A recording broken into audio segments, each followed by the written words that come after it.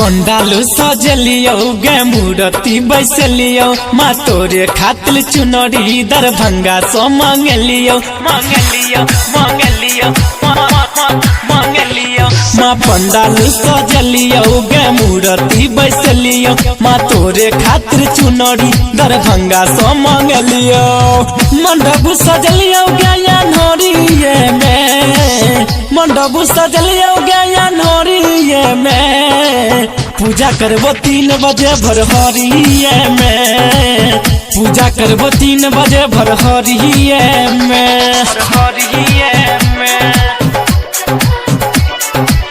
पूजा करबो 3 बजे भोरहरिये में डीजे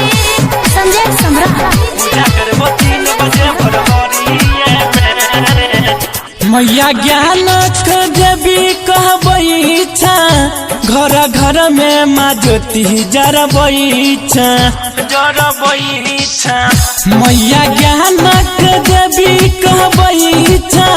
घर घर में माँ ज्योति जरबई छा जग में तोरे चलै छौ मैया नाम हे गई मंडप सजलिए गया नरिये में पूजा करबो 3 बजे भोरहरिये में पूजा करबो 3 बजे भोरहरिये में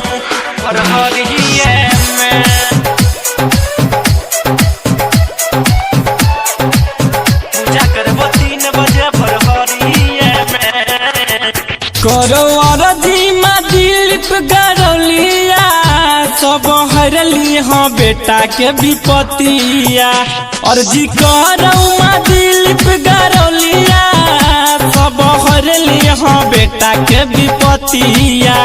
दिल से मानै छियौ भगवान हे गई मंडप सजलियो गया नरिये में पूजा करबो 3 बजे भोरहरिये में पूजा करबो 3 बजे भोरहरिये में